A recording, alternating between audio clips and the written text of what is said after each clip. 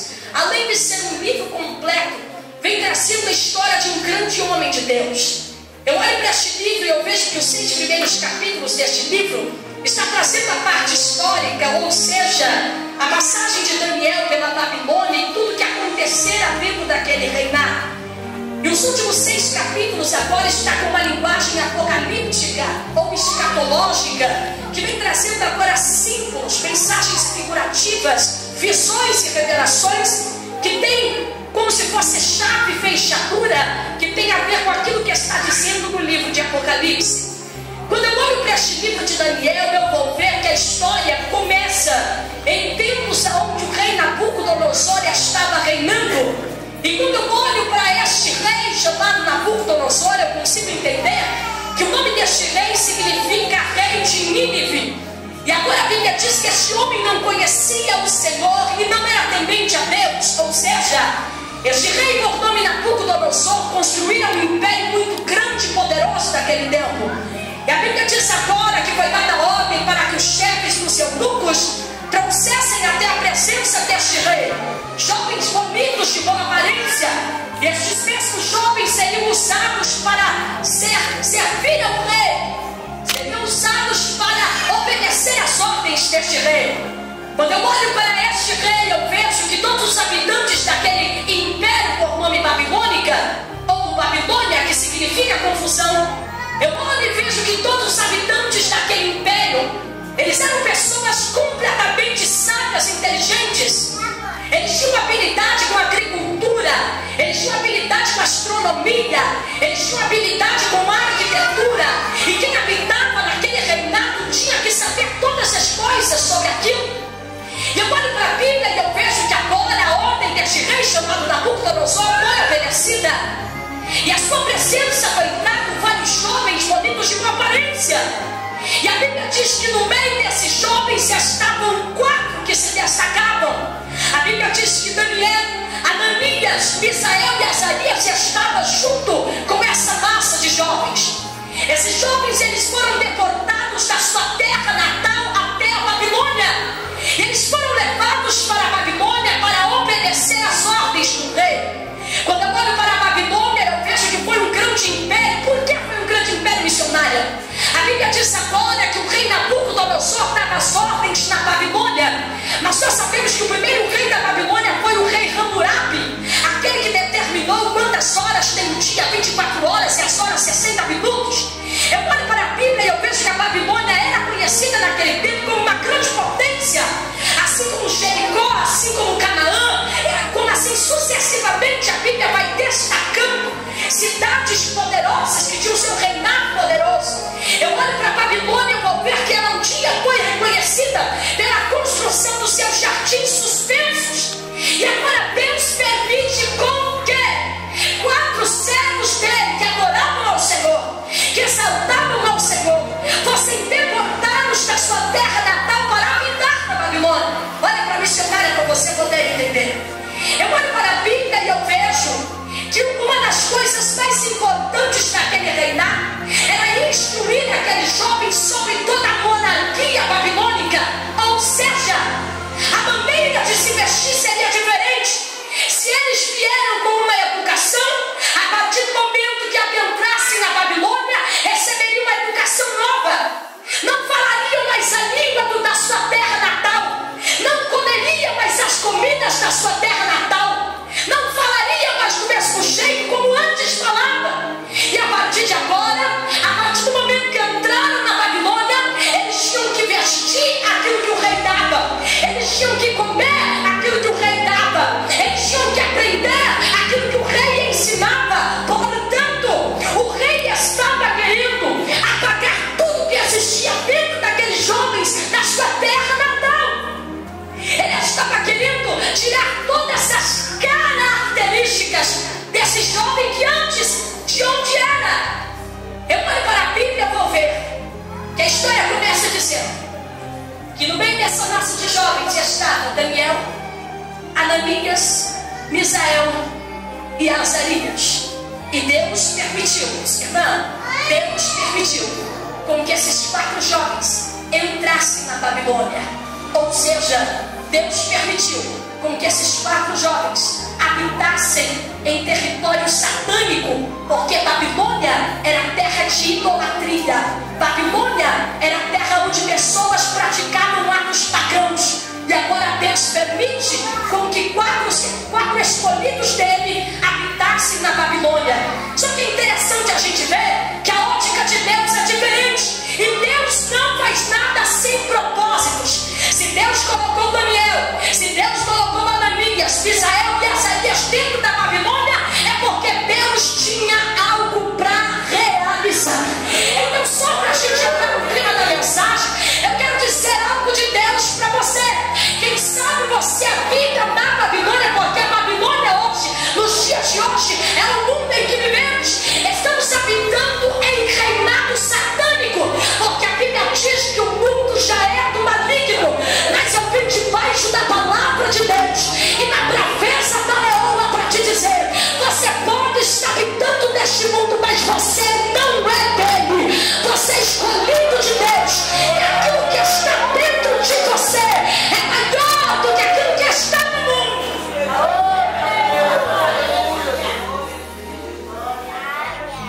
Portanto, o conceito de Nabucodonosor era apagar todas as lembranças que os jovens cativos tinham na sua terra natal. Irmã, não iam mais se vestir como antes, comer como antes, falar como antes.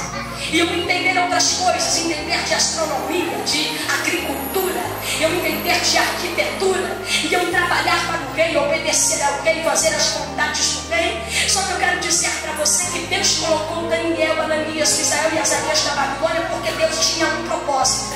Eu quero dizer para você que esta Babilônia, que este deserto, que este vale não é para sempre. Sabe por quê? Porque Deus está amadurecendo o teu caráter dentro desta Babilônia. Olha para a missionária, a Bíblia diz agora que o chefe dos eunucos precisava preparar os jovens. Preparar para quê, missionária? Para que eles começassem a se acostumar com os costumes da Babilônia. Então uma das primeiras coisas que eles queriam fazer é mudar todo o cardápio deste povo cativo. Eles queriam mudar a bandeira de comer desses jovens que foram agora levados cativos para a Babilônia. E agora eles ofereciam as comidas babilônicas. Só que quando eu estou falando de Babilônia, estou falando de lugar de confusão. Então tudo que existia na Babilônia era idolatria, era consagrada aos deuses, era consagrada aos demônios. Então automaticamente a comida também era consagrada. Só que a Bíblia diz que Daniel, sabendo que servia a Deus, sabia que era temente ao Senhor e que estava ali na Babilônia porque Deus tinha um propósito. A Bíblia diz que Daniel colocou no seu coração, ou seja, Deus não obrigou Daniel, Deus não mandou Daniel parar de comer as comidas babilônicas. A Bíblia diz que Daniel colocou no seu coração de não se contaminar. E quando eu olho para esta característica de Daniel, eu consigo enxergar a nova geração, a geração eleita, a nação santa cujo Deus é o Senhor, que um dia o apóstolo Pedro profetizou. É uma geração que vive o Salmo 1. Bem-aventurado o homem que não anda segundo o conselho dos ímpios, nem se detém no caminho dos pecadores, nem se assenta na roda dos escarnecedores, mas antes ele tem o seu prazer na lei do Senhor, e nela ele medita de dia e de noite.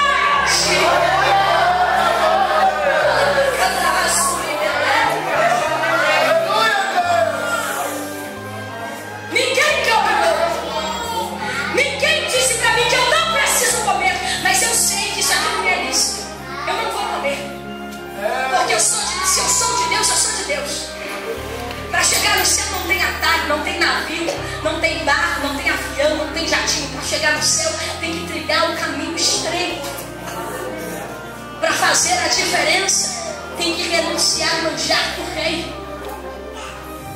Ele disse ao chefe dos eunucos: eu não quero comer isso, eu não quero beber o vinho babilônico, comer do manjar babilônico, porque o vinho babilônico vai agradar a minha carne, vai trazer uma alegria momentânea, mas eu sei que isso não agrada o meu Deus, isso não agrada aquilo que eu sirvo, aquilo que eu creio. Eu não vou me contaminar. A Bíblia diz que isso de Daniel manjar do rei era praticamente um crime. Por que, missionária? Porque automaticamente ele estava renunciando à ordem do novo rei dele. Quem mandava era Nabucodonosor. Só que o diabo controla todas as coisas, menos 3 coisas. O diabo não controla Deus, o diabo não controla a igreja, e o diabo não controla o crente. Independente quem manda desse mundo, existe uma promessa sobre a sua vida, e Deus está dizendo: não se contamine com o manjar do rei.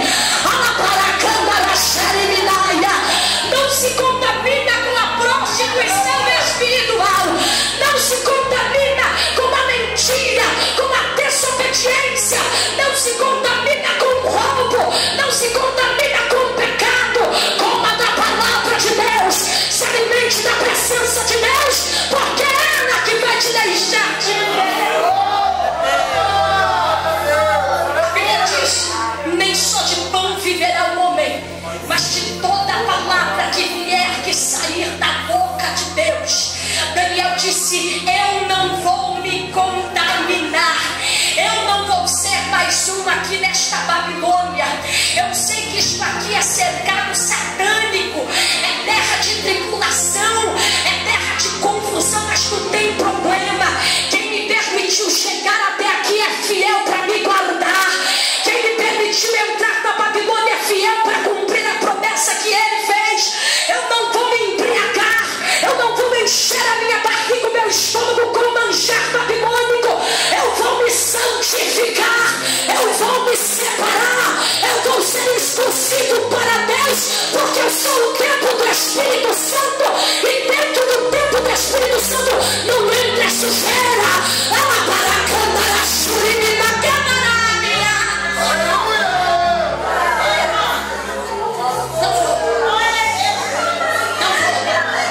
Você está na mesa, mas eu não vou beber o vinho babilônico. Não vou. Não vou comer do manjar do rei. Não vou. Não vou. Não vou encobrir pecado. Não vou. Não vou aceitar mentira. Não vou. Eu não como dessa comida. Eu não bebo desse vinho. Desde quando eu nasci, eu fui ensinada a comer corretamente. Missionário de Deus está dizendo: existe uma grande guerra espiritual entre a carne e o espírito. Se eu alimento a minha carne, meu espírito vai morrer. Mas se eu alimento meu espírito, a minha carne vai padecer. Deus está dizendo para fazer a diferença. Aí foi a primeira lição: abra mão de tudo aquilo que te afasta de Deus. Joga fora todos os manjares do rei. Joga fora o vinho babilônico e se alimenta do Espírito Santo. Se alimenta lá para cantar a solidária.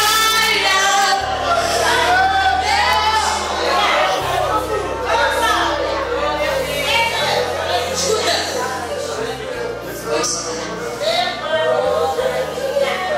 É interessante você ver que ali no meio dessa massa de jovens, a Bíblia destacou 4: Daniel, Ananias, Misael e Azarias.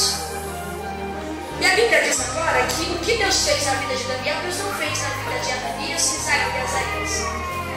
Daniel foi para a cova, e Ananias, Misael e Azarias foi para a fornalha. Porque, missionária, o que Deus fez para cada um mistério. Porque Deus trabalha com o homem, trata o homem da maneira que ele merece ser tratado. O homem planta e colhe. A vida tem 3 regras. Escuta, a vida tem 3 regras: ação, reação e correção. O que Deus fez na vida de Daniel, Deus não fez na vida de Ananias, Misael e Azarias. O que Deus tem para você é só teu. Não sei se você entendeu. Se o pai fez uma túnica de várias cores para você, não adianta os seus 11 irmãos se levantarem contra ti querendo tragar a tua túnica. Podem até arrancar a túnica dos sonhos. Você pode até dormir prisioneiro, mas vai acordar governador. E Deus vai te devolver aquilo que te foi roubado.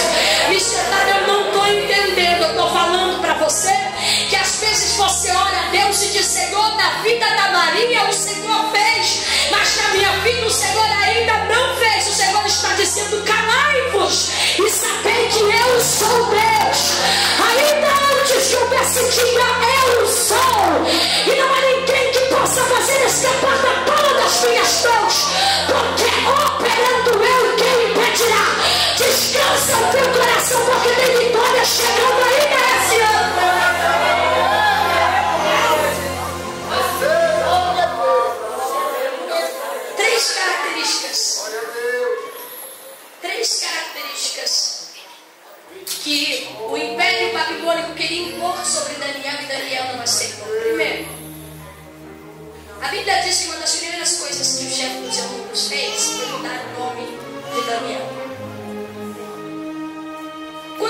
de Ananias, Misael e Azarias, observando, quando a Bíblia diz Sadraque, Mesaque e Abednego, Sadraque, Mesaque e Abednego não é um nome bom, é nome de demônios babilônicos. O nome de Sadraque, Mesaque e Abednego é Ananias, Misael e Azarias. Por que missionário? Porque Satanás pensou que já que os servos de Deus estavam no seu território, Satanás ia conseguir implantar em Daniel, Ananias, Misael e Azarias o que ele bem entendesse, mudando o nome deles, porque o nome define o caráter da pessoa. Naquele tempo, um judeu nunca conversava com o outro antes de terminar o seu nome. A Bíblia diz que Jacó, o nome Jacó significa o quê? Enganador, usurpador, mentiroso. E a Bíblia diz que Jacó comprou a primogenitura de seu irmão Isaú. Só que o nome Jacó em hebraico se diz Jacob, e Jacob significa aquele que agarra pelo calcanhar. Por quê? Porque Jacó nasceu agarrado no calcanhar de Isaú. Então naquele tempo o nome significava o caráter da pessoa. Aí Satanás queria mudar o caráter de Daniel, Ananias, Misael e Azarias. Não pretendo mais esse nome, vou dar um nome diferente. Todos os nomes que foram colocados sobre esses 4 jovens eram nomes de demônios. Ou seja, Satanás queria implantar uma característica, queria implantar um caráter demoníaco. Só que Deus também age desta maneira. Quando Deus nos escolhe, a primeira coisa que Ele faz é mudar o nosso nome. Quando Deus chamou Abrão se chamava Abrão, Sarai se chamava Sarai. E quando Deus chamou Abrão, uma das primeiras coisas que Deus fez foi mudar o seu nome, de Abrão para Abraão, de Sarai para Sara. A Bíblia diz que um certo dia Jacó atravessou pelo vale de Jaboque, e quando ele avistou o anjo, ele agarrou o anjo e disse: eu quero a minha vitória, e você não vai subir enquanto não me abençoar. A Bíblia diz que eles lutaram, guerrearam, e quando ia amanhecendo, o anjo disse: me deixe ir. Ele disse: eu não te largo enquanto você não der a minha vitória. O anjo olhou para ele e disse: quem é você? Ele disse: meu nome é Jacó. O anjo marcou na coxa de Jacó e disse: a partir de hoje, teu nome não será mais Jacó, mas será Israel, porque lutastes e conseguistes a tua vitória.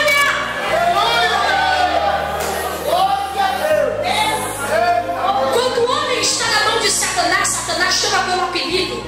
Mas quando o homem está na presença de Deus, Deus chama-o pelo nome.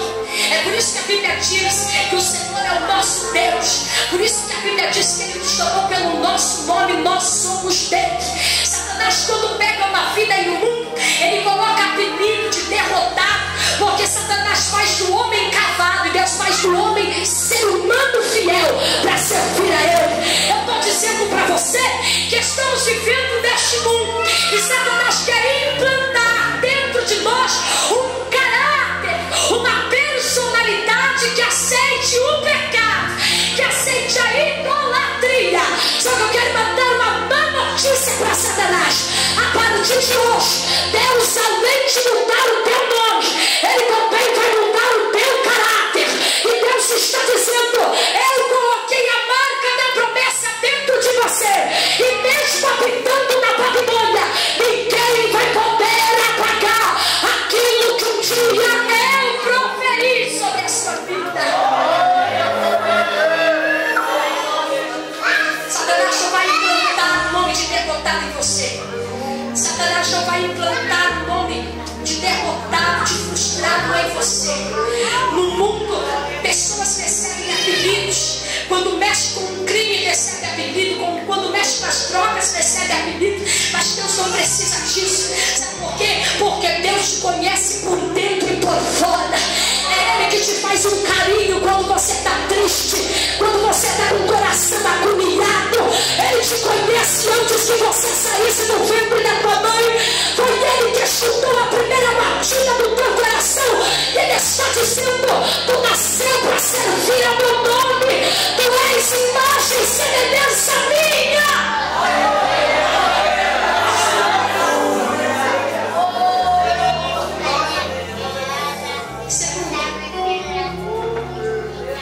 A Bíblia diz que agora Daniel se consagrou para Deus, se separou para Deus. disse: Deus, eu não vou comer disso, eu não vou beber disso, eu vou me alimentar da promessa. Sabe o que Deus está dizendo? Em tempos de Babilônia, em tempos de cativeiro, Satanás pode estar oferecendo vinho, manjar.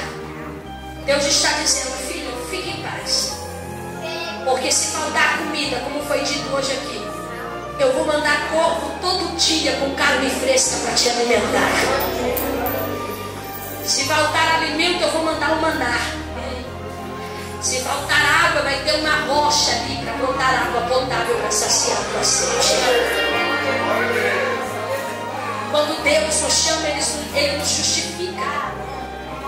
E se foi Ele que nos criou, Ele sabe como cuidar de nós.